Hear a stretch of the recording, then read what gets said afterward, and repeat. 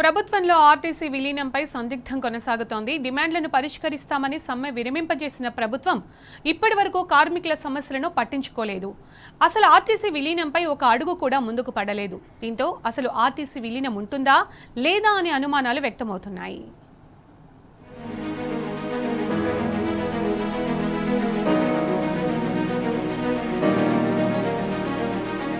తమ సమస్యల పరిష్కారం కోసం ఆర్టీసీ కార్మికులు గత నెల 22 నుంచి 25 వరకు సమ్మెబాట పట్టారు.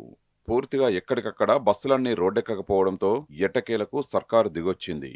ప్రభుత్వంలో ఆర్టీసీని విలీనం చేస్తామని చర్చల్లో చెప్పిన సర్కారు నెల దాటినప్పటికీ ఇప్పటివరకు ఆర్టీసీ విలీనంపై కనీసం స్పందించడం లేదు. సమ్మె విరమింపజేయడానికి రేవంత్ రెడ్డి ప్రభుత్వం చేయని ఎత్తుగడ లేదు. అన్ని రకాలుగా విఫలం చెంది ఆర్టీసీ కార్మికుల ఒత్తిడితో తలొగ్గింది. రాష్ట్ర ప్రభుత్వంలో విలీనం చేస్తామని, మిగతా డిమాండ్లు కూడా పరిష్కరిస్తామని చెప్పి ఇప్పటివరకు దానిపై కన్నెత్తి కూడా చూడటం లేదు రేవంత్ రెడ్డి సర్కార్.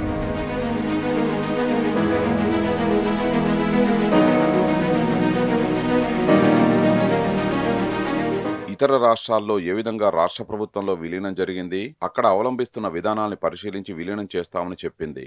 కానీ ఇప్పటివరకు విలీనం జరిగిన రాష్ట్రాల్లో పరిస్థితిని పరిశీలించకుండా ప్రభుత్వం కాలయాపన చేస్తున్నట్లు కనిపిస్తోంది. దీనిపై ఆర్టీసీ కార్మిక సంఘాలు మండిపడుతున్నాయి. సమ్మె విరమింపజేయడానికి నానా రకాలుగా రాష్ట్ర ప్రభుత్వం మాపై ఒత్తిడి తీసుకొచ్చి చివరకు ఓ కార్మికుడు చనిపోతే చర్చలకు పిలిచి సమస్యలన్నీ పరిష్కరిస్తామని చెప్పి ఇప్పటివరకు దానిపై మాట్లాడకపోవడంపై ఆగ్రహం వ్యక్తం చేస్తున్నారు.